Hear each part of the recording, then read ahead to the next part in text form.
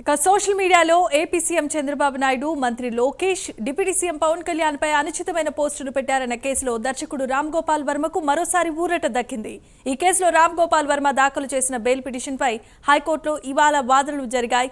శుక్రవారం వరకు ఎటువంటి ముందస్తు చర్యలు తీసుకోవద్దంటూ పోలీసులకు ఏపీ హైకోర్టు ఆదేశాలనిచ్చింది. విచారణకు హైకోర్టు రేపటికి వాయిదా వేసింది.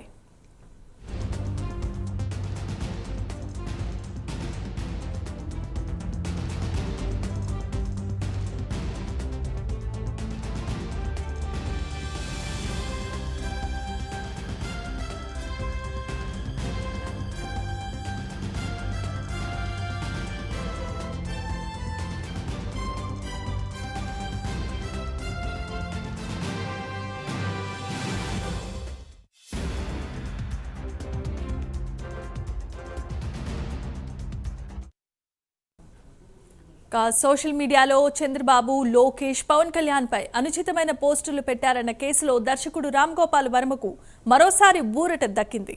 ఈ కేసులో రామ్ గోపాల్ వర్మ దాఖలు చేసిన బెయిల్ పిటిషన్పై హైకోర్టులో ఇవాళ వాదనలు జరిగాయి. శుక్రవారం వరకు ఎటువంటి ముందస్తు చర్యలు తీసుకోవద్దంటూ పోలీసులకు ఏపీ హైకోర్టు ఆదేశాలనిచ్చింది. విచారణను హైకోర్టు రేపటికి వాయిదా వేసింది. ఇక అనుచిత వ్యాఖ్యలకు సంబంధించి ప్రముఖ దర్శకుడు ఆర్జీబీకి హైకోర్టులో ఊరట లభించింది. ఇదే అంశానికి సంబంధించి మరిన్ని అప్డేట్స్ అందించడానికి మా కరెస్పాండెంట్ శ్రీనివాస్ ఉన్నారు. శ్రీనివాస్, చెప్పండి.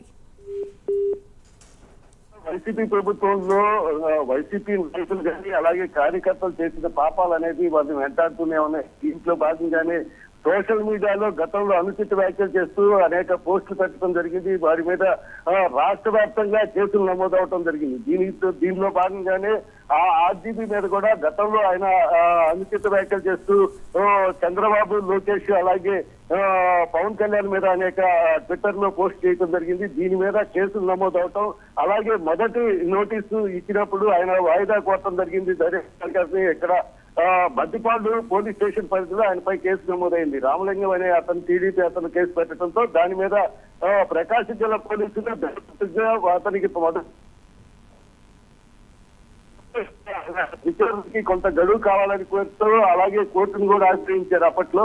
కానీ కోర్టు అతనికి ముందస్తుగా బెయిల్ మంజూరు చేయము, విచారణ అనంతరమే అదిగాక విచారణ జరిగేటప్పుడు విచారణ అధికారిని కలవాల్సిందిగా చెప్పడం జరిగింది. అప్పట్లో ఆయన ఆర్జీబీ ఆయన విచారణాధికారిని సమయం కోరటం జరిగింది. విచారణాధికారి 7 రోజులు కాకుండా 6 రోజులు మాత్రమే ఇవ్వటం పని నోటీసు జారీ చేసినప్పటికీ ఆర్జీబీ రెండో విచారణ అప్పుడు కూడా రాకపోవడంతో ఆర్జీబీని తీసుకురావడానికి హైదరాబాద్ ప్రకాశం జిల్లా పోలీసులు వచ్చి అంటే ఆయన తీసుకురావాలని చెప్పి అరెస్ట్ చేయాలనే ఉద్దేశంతో అక్కడ జరిగింది. కానీ ఆయన అప్పట్లో ఎస్కేప్ అవటం కొంత ఆందోళన చెందాడు, కేసుకు సంబంధించి ఆందోళన చెందాడు అనేది మాత్రం వాస్తవం.